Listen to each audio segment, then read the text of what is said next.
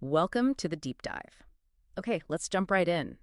Today, we're diving headfirst into what's really buzzing on the X platform. We're using our curated feed, daily vibe casting, to get a real sense of the conversation. Our mission, basically, to give you a super fast but clear understanding of what's got people talking right now. Exactly. And we're going beyond just the headlines. What's fascinating here is seeing how these, diverse posts connect. We'll touch on pop culture, some pretty deep personal philosophies, global stuff, and yeah, even a workplace scandal that went completely viral. Okay, first up, a bit of bittersweet news from the music world. It really reminds you how legacies live online. At Popbase posted this. Pretty little baby singer Connie Francis has passed away at the age of 87. Yeah, sad news. But also, what a moment to remember a real pioneer. Connie Francis, I mean, she was truly groundbreaking. She was the very first woman to hit #1 on the Billboard Hot 100. That was with Everybody Somebody's Fool way back in 1960. Wow. 1960. Right. Think about that impact. Breaking gender barriers when, women held maybe only a fifth of the top chart spots. And her influence was global. She recorded multilingual albums like her Italian favorites, one in '59 at Abbey Road, no less. That thing stayed on the charts for 81 weeks. Incredible longevity, but here's where it gets really interesting, the modern twist. Her song Pretty Little Baby from 1962, it suddenly just blew up on TikTok. We're talking like over 10 billion streams by May 2025 and 83 million on Spotify. It's amazing, isn't it? It's not just nostalgia. It shows how these platforms, social media, can totally reignite interest and give these classic tracks a massive second life with a whole new audience. Totally changes the game for legacy artists. Okay, shifting gears a bit now, let's talk personal growth, mindset shifts. This next one is pretty profound. It's from @John Cena. If we live for the compliments, we are destined to die from the criticism. Oof. Yeah, that hits deep, right? It really cuts to the core of psychological well-being. There's research showing exactly this. People who base their self-worth on external stuff, like getting compliments, tend to have higher stress. They're just much more vulnerable when criticism comes along. Makes sense. And considering Cena's career, WWE, acting, Yeah. he's faced intense public scrutiny. Exactly. His words carry that weight. It's a reminder that real resilience, it often has to come from inside. And that's so relevant now, isn't it? With global reports showing anxiety disorders have jumped like 25% since 2020. It really makes you think, where do you get your sense of self-worth from? Heavy stuff. Okay, from that internal focus, let's pivot to a very different, much bolder take on success. This is from @CobraTate, Andrew Tate. No matter how poor you are or how hopeless it feels, if you pay attention to your surroundings and try your best, you will become rich 100% of the time. Okay, so this definitely reflects that strong self-reliance narrative, pull yourself up by your bootstraps. And there is some psychological backing for the mindset aspect. Studies do suggest people with a high internal locus of control, basically, believing they control their fate, are something like 25% more likely to escape poverty. Right. But Tate himself is obviously controversial. Hugely. And despite all the legal issues, the UK charges this year, surveys show he still has significant influence, particularly with young men. A King's College study found about 20% viewed him favorably. But you have to balance that individual effort idea with the bigger picture. Economic data, like from Deloitte recently, shows global inequality is still rising, the top 1% holding nearly half the wealth. So the message is powerful, but But it raises that important question, doesn't it? How much can individual effort overcome when there are significant systemic barriers in place? It's not always a level playing field. okay, let's unpack this next one. The internet has been completely obsessed. Posts from @ColinRugg, @Cattered2, @Autism Capital, all showing the Coldplay kiss cam moment, the basics. Astronomer CEO Andy Byron and HR chief Kristen Cabot caught on the Jumbotron at a Coldplay concert. They looked, well, really uncomfortable trying to hide. Yeah, and this just spiraled instantly. It became this huge, cautionary tale about personal versus professional lives online. Their behavior looked intimate, so speculation about an affair just exploded.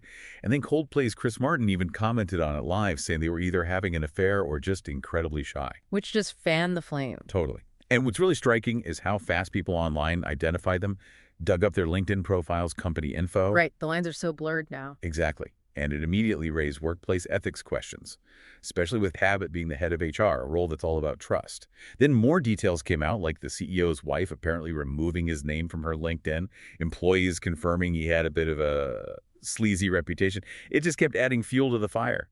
And the memes started instantly, didn't they? The social media reaction was huge. Oh yeah, even Netflix jumped in cleverly, referencing Kirk Cousins praising Coldplay, brands trying to ride the viral wave. And that post from @Greg166669354 about how it would get Facebook boomers talking. Right. It shows how these things spread and get amplified differently across various online groups.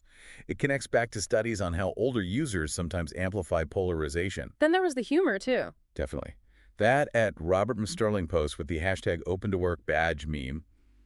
Hilarious, but also kind of dark. Because usually that badge helps your job search. Exactly. LinkedIn data says it increases interview chances. But here, it just symbolized this massive, life-altering public exposure.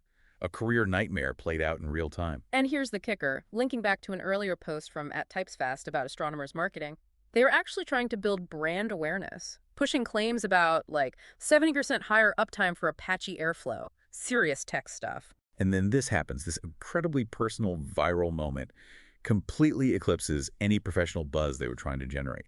It's just a stark reminder of the, sheer unpredictable power of real-time digital moments. The narrative can shift in an instant. Wild stuff. Okay, moving on to policy, global affairs, information flow. Got a quick one here from @WatcherGuru. Breaking! The U.S. House officially passes Crypto Clarity Act. Okay, this is actually pretty significant. It's landmark legislation trying to clarify the rules for crypto. It's trying to sort out that decade-long confusion over whether the SEC or the CFTC is in charge of regulating digital assets. About time, many would say. And the timing is interesting too, right? Yeah, it lands during Crypto Week, and President Trump has been talking up crypto on Truth Social recently. This could really reshape things for that, $2.5 trillion market? Plus, it kind of aligns with these growing anxieties about centralized AI control. Might give a boost to decentralized projects trying to tackle AI alignment issues. Interesting connection. Okay, next up, economic policy. This headline from @MAGAVoice. Breaking so, Caroline Leavitt stuns America by announcing tariff revenues were $113+ billion. This lead to a budget surplus in June for the first time in nearly a decade. This is huge. So, the announcement from Press Secretary Caroline Leavitt highlighted a big jump in U.S. tariff revenue, and yes, that did contribute to a budget surplus in June 2025. First one in almost 10 years attributed to Trump's tariff policies. That sounds like purely good news on the surface. Well, that's one side. The counter-argument, which you hear from critics and organizations like the CBO and IMF, is that tariffs are essentially taxes. They hit American consumers and businesses. The concern is they could lead to higher prices, inflation. We did see the CPI tick up to 2.7% in June. So it's complicated. It is. And what's fascinating here is the political timing, right? Yeah. This revenue boost happens just ahead of a major election cycle. So it raises questions about whether it's sustainable and what the real long-term economic impacts are. Can you get that surplus without hitting the average person's wallet? That's the debate. Right. Okay, a much more serious note now. From @Pontifex, Pope Leo XIV. I am deeply saddened to learn of the loss of life and injury caused by the military attack on the Holy Family Catholic Church in #Gaza. I assure the parish community of my spiritual closeness. And he continues with prayers. Yeah, this reflects the Vatican's ongoing diplomatic role. Pope Leo extending that spiritual support. It's a bit of a shift maybe from Pope Francis, who had, personally called the church during the conflict. The reports, as noted by the Latin Patriarchate of Jerusalem, say the church was hit by an Israeli tank strike. Tragically, 2 people were killed, others injured. And the Pope called for a ceasefire. He did, echoing broader international calls. This happened amid those ongoing tensions, including President Trump's talks with Netanyahu after the incident. Israel stated the strike was unintentional. But it comes in the context of this devastating conflict, with the Hamas-run health ministry reporting over 58,500 Palestinian deaths since October 2023. And that church has historical significance. Immense significance. It's been a refuge for Gaza's Christian community, which is dwindling, dating back to the Byzantine era, now threatened by modern warfare. It really raises that crucial, difficult question about protecting sacred sites during conflict. A vital question indeed. Okay, shifting now to some politically charged allegations. Misinformation is always a factor here. We have @PressSec, Caroline Leavitt, strongly denying a Wall Street Journal report. The report claimed Trump wrote a bawdy birthday letter to Jeffrey Epstein. Leavitt calls it fabricated. And adding another layer, Elon Musk posted just the emoji, referencing Grok's analysis of Trump's flight logs related to Epstein. Right. So Leavitt's denial frames the WSJ story as potentially politically motivated, maybe tied to Rupert Murdoch's outlets. This fits a pattern we've seen where Trump dismisses connections to Epstein as fake news, Mhm. even though, flight logs do show they interacted back in the 90s. And Trump's own comments about Epstein have changed over time. Drastically. Praising him as a terrific guy in 2002, then in 2019 claiming he hadn't had contact in 15 years. Some psychology research suggests these kinds of narrative shifts under scrutiny might involve strategic memory adjustments. Now, regarding those flight logs specifically, a 2025 DOJ memo reportedly found no centralized client list or evidence of abuse linked to Trump on Epstein's flights. Verified pilot logs apparently showed Trump took 7 domestic flights with family or associates, not minors. That counters some of the more lurid claims about the Lolita Express. So what does this all mean? It sounds like a mess to sort through. It really highlights the challenge, doesn't it? Mm. Discerning truth when information is so polarized. Misinformation spreads like wildfire, and our own cognitive biases make us want to reject info that clashes with what we already believe. It's tough for anyone trying to figure out what's actually fact versus fiction these days. How do you even begin to navigate that? It's a constant challenge. Okay, finally, let's touch on something challenging social norms. A pretty provocative take here from @Matt Walsh blog. He writes, "One of my least popular but still correct opinions is that adultery should be a criminal offense, punishable by serious prison time for both parties involved." Wow. Okay, yeah, that's definitely a strong stance. He's advocating for severe criminal penalties. It aligns with some historical views where adultery was often harshly punished. But it's a stark contrast to where most Western societies are now, where those kinds of laws have mostly been repealed. And the timing with the Coldplay scandal we just talked about. Exactly. That incident definitely brought public focus back onto personal morality and infidelity, making Walsh's comment feel particularly relevant right now, even if it's a fringe view legally.